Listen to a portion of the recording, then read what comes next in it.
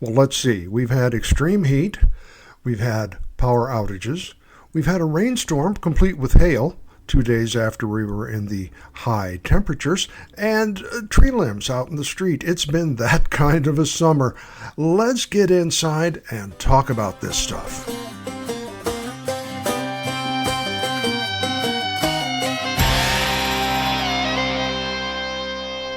Well, hi, everybody. Welcome back. I'm Bill Bateman, part of the team here at Refuse to be a Victim Personal Protection Training, and we are located in the Medford White City area of Southern Oregon, and we would invite you to step on in and visit with us at any time. The address and information is where you logged in. Okay, September is a National Emergency Preparedness Month, and every year we go through different focuses, different campaigns, different ideas, and I think it's a good idea because every year stuff keeps happening. If you're paying any sort of attention at all and not hiding under the bed, you're seeing that stuff just keeps happening. As I mentioned, this summer we had extreme heat here where I live in the Medford White City area. We had power outages on several occasions due to power demand. We also had a freak storm. We knew it was coming, but some people say we actually had tornado-like winds. I know in our area we had trees down, limbs in the street. Stuff got blown around pretty good. And hail, rain and hail were a part of that menu. So it pays to be ready. So what we're going to do in Emergency Preparedness Month, I've spent the summer looking at a lot of different things. One, the fact that we talk about prepping on this program, obviously, survival beyond the bug-out bag, okay. But I looked at the numbers. 27 to 30% nationwide. Oregon does pretty good. We're about 26% of us have some level of prepping experience, an awareness of the need, some supplies, some preparation. And that's excellent. But that also turns to 70 to 75% of us don't. So I want to look again this year as we enter season number 8, I think it is. Oh my goodness, I'm feeling old. We're going to look at the 70% of us who aren't ready. Just exactly how can we help them, both in advance and will we be able to help them when disaster hits, when a problem from minor to major scope. And the other thing I noticed, in addition to having, 25, 27% prep, everybody's ready for, quote, the big one, the earthquake, the next pandemic, the great disruptions. Well, that's a good thing to do because those things do happen, and we've seen that as evidenced in our society already. But it's these small things when 100,000 people lose power and they lose it for a week. We've seen that in different areas of the country. When there is flooding, we've seen that all up and down the East Coast. When the tornado alley moves from central to eastern United States, they're seeing tornadoes in places they never had. So being aware is part of it. Being prepared is part of it. And continuing to focus on this on a regular basis, not just like National Preparedness Month. It's a great idea to get folks thinking of it, but you gotta follow up. So some ideas I'm going to be looking at in the next couple of months. How do you get new people involved? There are some people who will not hear it. One can often fix ignorance, but devout stupidity requires miracles. Some folks, no, it's not going to happen here, can't happen. Well, it happened over there, so it won't happen over here. Tornadoes are pretty much going to do what they want to do. Earthquakes, same thing. Power outages, sabotage. We've seen some of the fires out here in the Oregon and California area have been determined to be arson. What's up with that, people? You're driving, you see something, you say something. Those people I have absolutely no use for. I think that that is a whole nother program, which we'll look at. Let's see what else. So let's look at how we get the new people involved. And it's usually baby steps. I will use a family member who has steadfastly said, no, we aren't going to need it. And gradually, this person is now taking concealed carry classes. This person is learning about emergency batteries. This person is learning about emergency food storage and how to cook when the power is out. If you have, and I read this in the magazines quite a bit, if you have a spouse, he or she doesn't want to be a part of this. They think it's stupid. They think you're going to look strange to the neighbors, and heavens knows we don't want to look strange to our neighbors. The tinfoil hat's always a giveaway, but you do what you got to do. How do you reach people? The same way you reach them on any controversial topic or something that may be unfamiliar to them. There's a lot of bad press out there. They think a prepper is a survivalist. I've said this before. I have no problem with survivalists. They probably know something we don't. But I'm not suggesting you build a concrete bunker in the backyard and a fallout shelter, that type of thing. It may be something you got to do, but let's work on getting through a 3-day power outage. Because when you have the little things prepared for, it's going to be easier to look for the big stuff. Let's look at some examples I had right here in my house. Okay, we talked about 2 power failures, and both of those things were significant. Everything went out. It wasn't just our block. It was like boom. We had one, a terminal line went down in the area and took from Medford to Ashland. Certain areas for a good long time. Well, that initially was thought to be an automobile crash, turned out to be a squirrel. Yeah, a squirrel got in there, fried itself, and shorted stuff out, and we were out for, some areas out for a couple of days. We made it through in about a 9 or 10 hour out. Power goes out, what are you going to do? Well, we had our emergency lights, we have our emergency batteries, we have the food, we have the things we needed, but there's things that you got to be aware of. For example, I had moved some stuff around in preparation for a class. I had the cables that I use to hook up the emergency batteries and the solar panels in a different spot. We have an emergency refrigerator. Believe it or not, it runs off solar energy. Best investment ever. When do we start moving stuff into there? Is it going to be a short outage? Is it going to be a long outage? We had some emergency candles that run on batteries. They're really nice. The batteries had gone out. We hadn't thought to change them. Little things like this. These are the little things that in an emergency, if we'd had to grab and go, not knowing where my cables are, I get the bozo nose on that. That's a bad idea. We had our refrigeration plan in place, and I've talked about that previously. If you want to go back and listen to some of the earlier podcasts, please do. The idea of having big blocks of coolant available and then using the frozen foods to keep the regular foods in good condition, make sure they're not going to spoil, and limiting the amount of refrigeration opening you use, using the standby refrigeration to freeze the cooling blocks. So instead of throwing all the meat in the emergency refrigerator, you throw all the backup ice and ice blocks and use that to continue to cool the items. One thing I was really proud of is my first brisket. I got a smoker and we cooked our first brisket for family. It was great. I'm very proud of my first effort, and I'm going to be doing a lot more of that.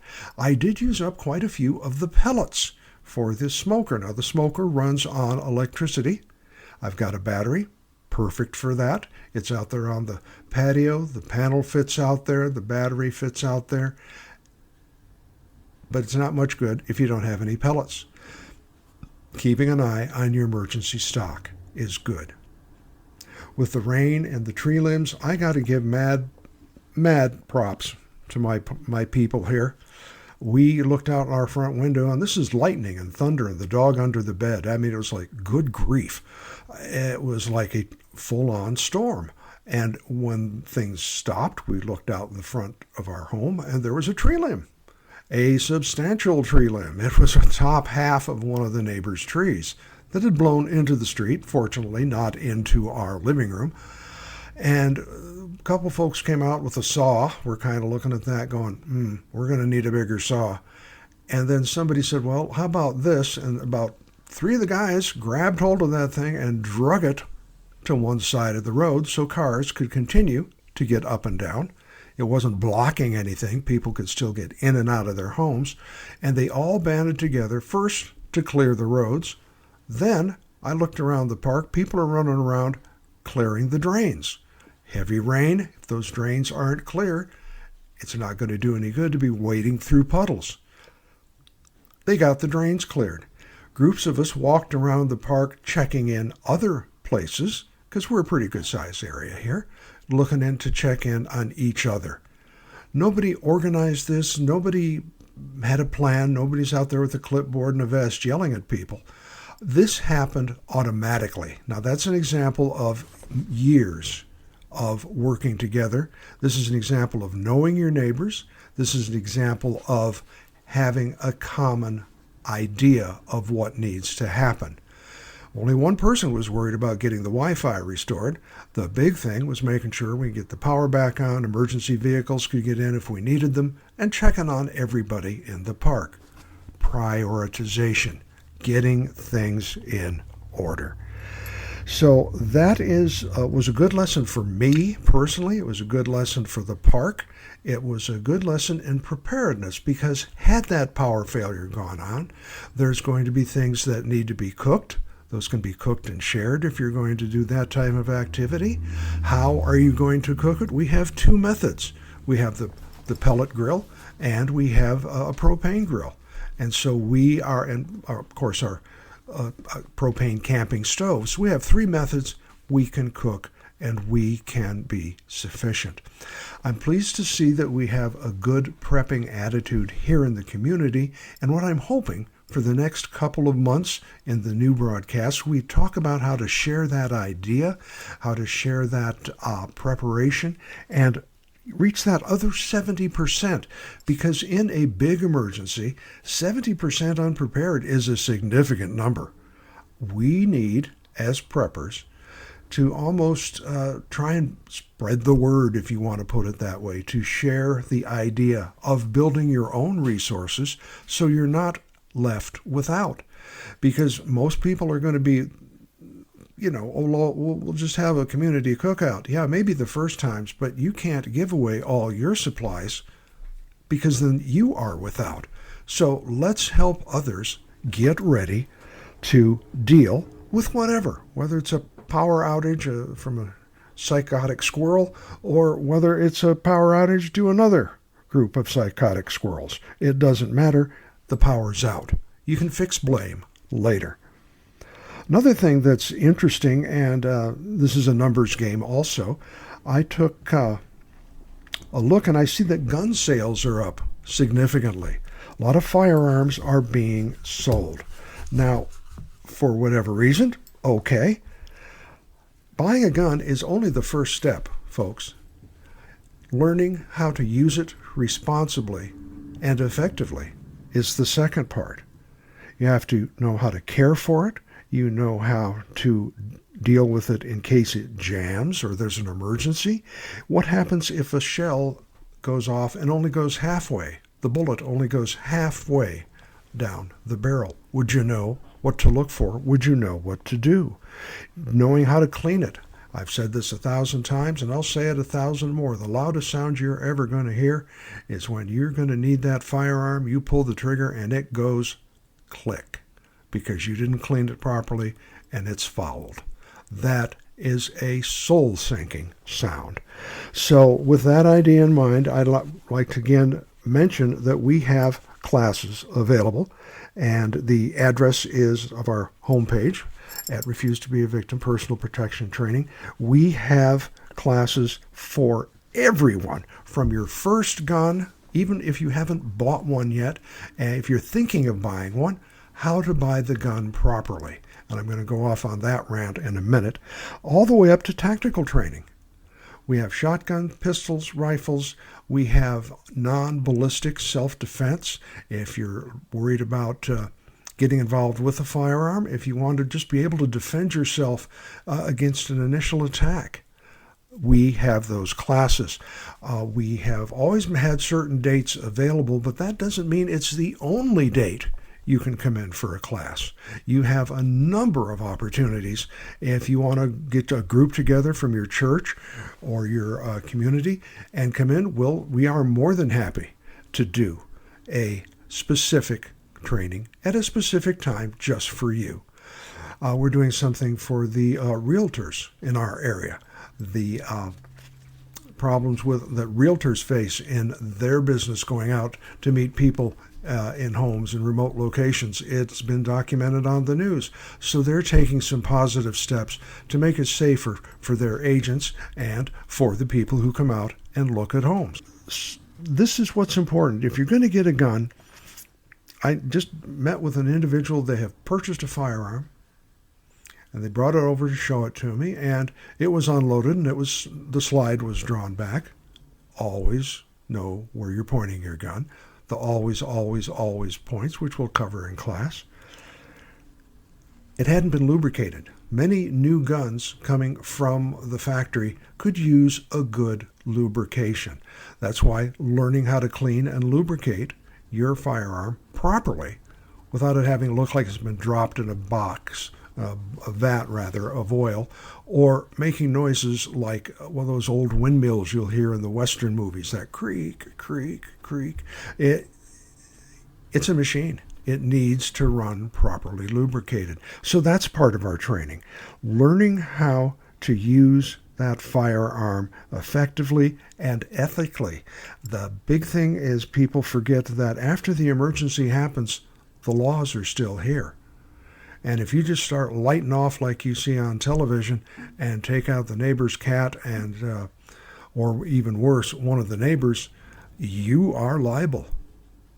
Yes, it was an emergency, and yes, there were exigent circumstances, but you do have to be careful and know what you're shooting, and also how to store, how to lock it up properly, and how, if you're going to carry it, it should be in a holster. I've seen people, they think I had quite the disagreement with somebody. They said, yeah, I just carry it in my belt, stick it in my belt like you see on TV.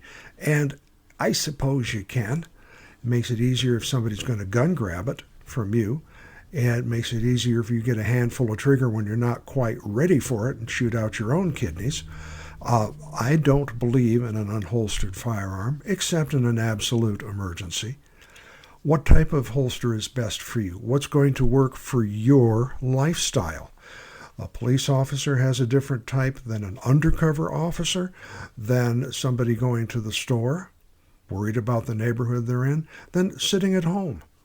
So learn the proper, if you're getting a new firearm, we salute your enthusiasm and your efforts, and we invite you to come and talk to us. First gun to tactical training. It's all important. Third thing, I got a bone to pick. I was talking with Phil, and he was telling me about an individual who came in to a training class with a gun they had just purchased at a local store, and the gun was so big for this person's hand, they had to actually let go of the stock to reach around and get the trigger. People, WTF, what are you doing? This is a case of selling for profit instead of selling for people. I don't know the vendor. If I did, I would announce them and denounce them right here on the program. That is ridiculous. Get a gun that fits. That's the first thing you have to do. Some people will come in and say, I need a big gun. I'm scared. I need a big gun. Well, if it doesn't physically fit you, or if after 5 shots your wrist hurts, you got too much gun for the squirrel. It's not working. So having your firearm fit you effectively is so important.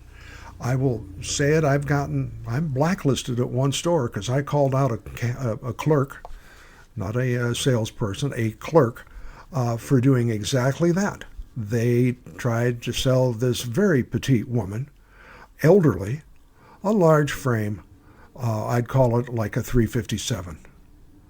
They couldn't even reach the trigger. No.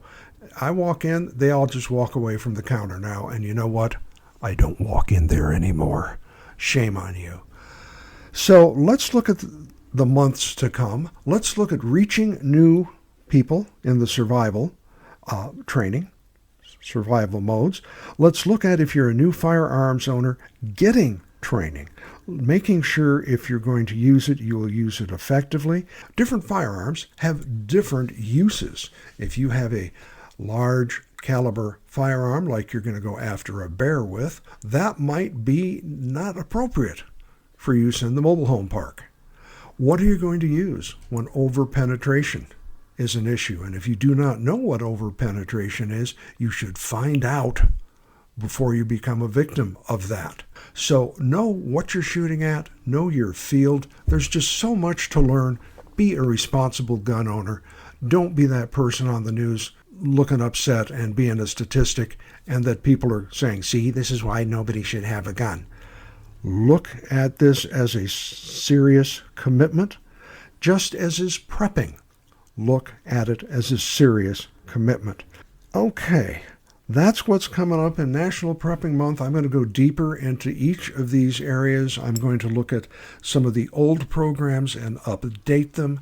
The time limits and how much you need has changed because of the seriousness of the events.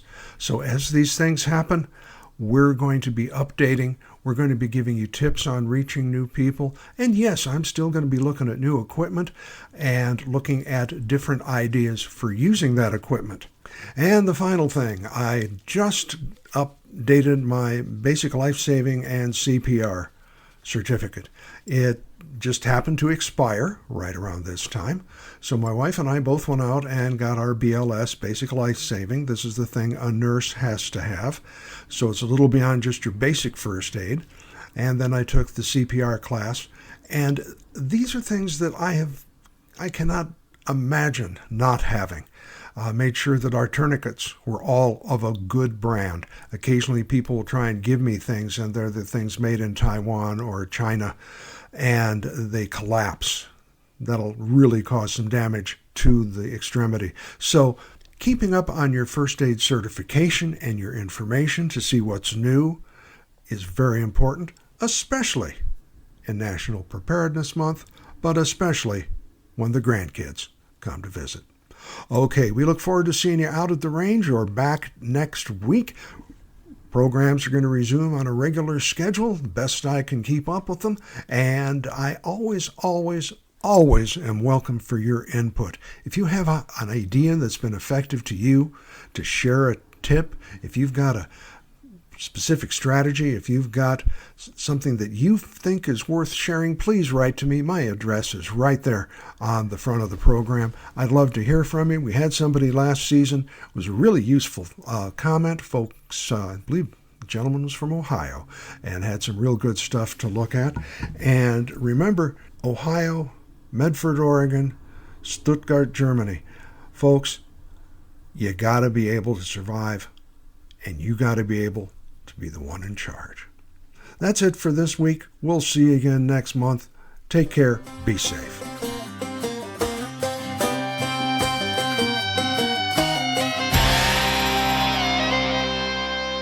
The preceding program was a presentation of Retired Guy Productions.